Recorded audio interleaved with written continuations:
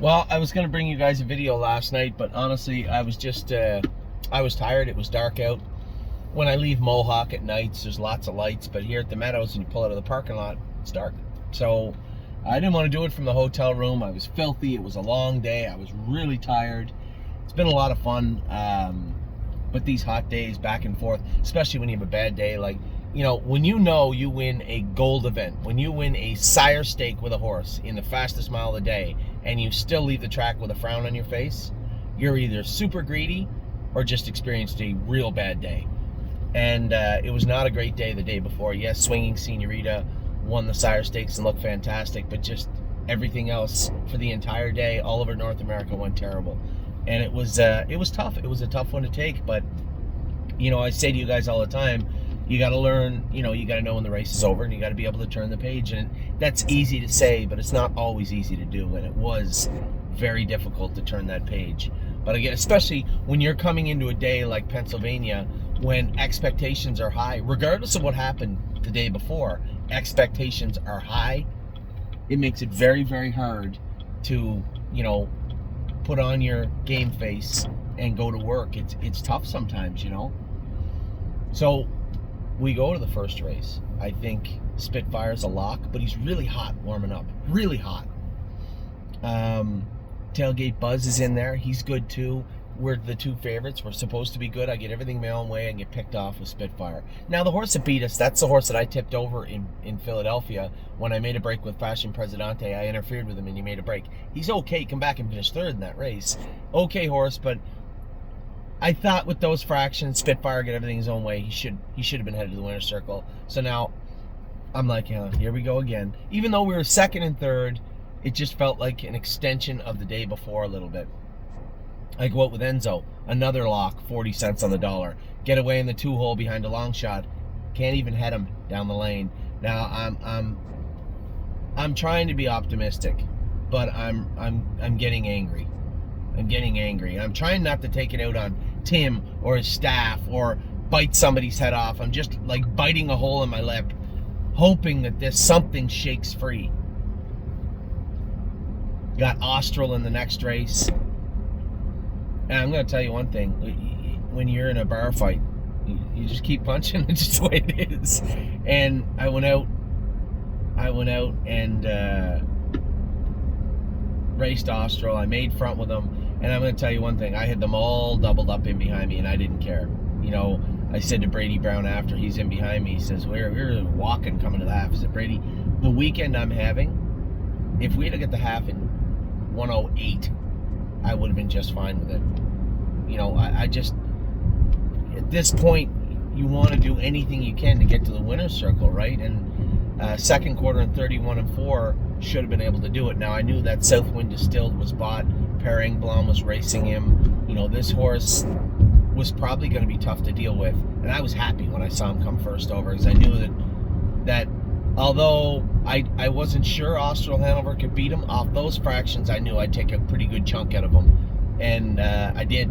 Austral was looking for a fight when he got to my wheel, and he raced super. I said, they quoted me, and I said, this horse, the expectations for this horse in 2022 were exceedingly low.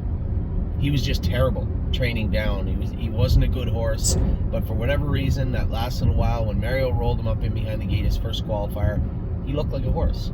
Second qualifier, he won it. He looked like a horse. And when he came to Pennsylvania, he was a horse. And I joked about it last week and said that, he came from the Rocky Balboa school of training. He did. This horse, he had a tough winter and a tough spring, and he is a hardened racehorse now. He is tough. We come to the head of the lane, and he had nothing but winner's circle on his mind, man. He was awesome. And that felt good. Then I come off the track, and my phone looked like a Christmas tree. Kings County just broke the track record. Scioto, I watched the race. I couldn't believe it. Man, he looked like an absolute monster. 51-4. And as Tom, one of our clients, said, I don't even think he pulled the earplugs. I couldn't see, but it didn't look like he did. 51-4, new track record. He was awesome. Slim Jimmy raced great, second and 55. Ronnie got caught sleeping. He got blind switched by Brett. But Brett's horse was good. I think if Brett had even been fanned out 4 deep, I think he would have beat Jimmy. But Jimmy raced good. He was second in 55. I thought the horse raced really, really well. Then I went out in the track. Will to win Hanover, jogged. She looked good. I had a couple of drives that raced well. But you know what? The biggest, the biggest thing for me, Spitfire raced great.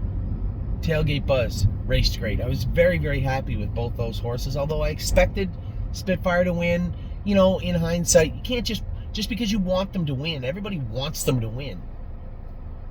But he raced good. And after seeing the scope, the pimples, the redness, big mile from Spitfire, and he'll be much, much better in his next start. Tailgate Buzz has been great. He raced great. Enzo, seeing the scope on him, he raced great.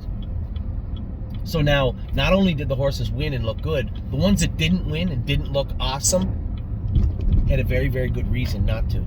So you can build on that. Austral Hanover was incredible. Kings County, Slim Jimmy, Will to win Hanover. We're having a great day now. It went from being, oh my God, not again, to wow, the horses are awesome. Sister Solange, little flat, a little bit of mucus still in her. We got to work harder at her airways and get them. She was in the aged horses. The way the race felt to me, she did great right up until the last 1/8 of a mile. So that airway thing was pretty obvious. We can fix that. She'll be better. And then I even got to watch Rosita's Dream and Perlucky race. Rosita was 5th, bearing out across the track. Got to work on that with him. Perlucky raced decent, trotted 55, did well. But for me, the story of the night, obviously, Una Madonna won the Jim Doherty. We sold Una Madonna. But you know what? We developed her. We bought her. We brought her along. We got paid very fairly for her. And she looked good. But man, what about Carter Michael Dio? I didn't even want to watch the race. I was so jittery. I didn't really know what to think would happen with Carter Michael Dio. Would he race good? Would he race okay? How would things go with Carter Michael Dio? I just didn't know. I didn't know. I'm watching. I'm like, in the last turn, he can't keep up that good. How's he going to be? He fans him out. I'm like, well, we only got to beat one. All he has to do is trot, and we're in. And then all of a sudden, he springs into gear. And he is sprinting the last 1/8. And I'm like, don't break, don't break, don't break, don't break. And then he went under the wire. And for a second, I thought he was going to be second. But truthfully, the horse that won looked impressive. But not many horses looked as impressive as Carter. And I don't think that's me being biased. Almost a full second, the fastest last quarter in the race. And from where he came from, an unbelievable last quarter and finish for that horse. And I talked to Ron after. I said, were you happy with him? He said, I was thrilled. He said, the horse was incredible. So what did Dexter say? Dexter said, head pole next week. I said, he's never worn a head pole before, so they'll take care of that. But he said the horse was incredible. Not only did we have a great day in Pennsylvania, not only did we have a great day in Ohio, but we had a fantastic day in New Jersey. And, especially coming off such a frustrating day for me, for you, for the stable, for everybody involved, at least the people that didn't know in swinging Senorita, it was tough. But you got to go. Same as today. I'm going to warm up Real Fear in a minute. We're going to race More Than You Know later. Watch some horses race in Ontario also, or one for sure. That's racing, especially with the stable, especially with so many horses. You really have to turn the page. And if you have trouble turning the page, just the sheer momentum of the stable will force it upon you. It was tough to get over Scioto, but once you get on the track in Pennsylvania, it all melts away. And for the horses that were a little flat, as I said, Spitfire Overseas, a little bit flat, Enzo, a little bit flat, Sister Solange, a little bit flat. We know why, and we can fix it. So, heading into, they're all going to get a couple of days off, trying to find some grass for them for the next few days just to relax. Their next stake race will be at the Poconos. They will not race between now and the Poconos. I do not feel they need to. We're going to give them a few days just to relax, chill out, take some time like us to enjoy the summer if we can. And then back in training, we'll have them all prepped and ready to go for the Poconos. I believe it's on the 14th. I just have to look it up. I know when it is anyway. No, I know it's the 14th. So Scott Zeron is obviously out of action. I've asked my brother Mark to go over. He's not far from where Scotty and Megan are stationed. He used to be stabled there himself. So he's going to go over to Mark Ford's barn and train Crantini up for the Poconos. Mark is going to drive Crantini. He might drive a couple of our horses too. We're going to enter our horses. My plan as of right now is to go to the Poconos and drive these horses. Mark will drive some. I will drive some. Swinging Senorita will need a driver that night, but you know what? She won with Hunter. She raced great for Brady Brown. Filly's a simple sweetheart to drive. And our other two fillies that I believe were and are gold fillies that haven't proved it and made me eat my words so far, and Smoking on Irish Girl and Whispering Song, they're going to get at least 2 weeks off. We need to get to the bottom of what is going on and fix it immediately with them, and work on them. So the other fillies will race in the grassroots, the Buckeye or the Fairs up until then. So that's where we're at with the horses right now. Kings County track record yesterday. Carter Michael Dio, he's going to the big dance. He's going to the Peter Houghton Memorial next week at the Meadowlands. That should be a lot of fun. I don't know if I can go. I can tell you one thing. It's Saturday, right? It's Hambo Day. It's Saturday. So if it's Saturday, which it is, it's Hambo Day, and I'm not racing, I can guarantee where I'll be is in New Jersey. So we'll see. I haven't really thought about doing anything yet because there was so much up in the air. But now that it's done, now that it's in stone, now that he's going to the Peter Houghton, we'll see what we're going to do as a group. So just two very, very different feelings leaving Scioto and leaving Pennsylvania yesterday. A great day yesterday. Hopefully a great day today for everybody. I hope everybody is having a wonderful day. I will talk to you all very, very soon.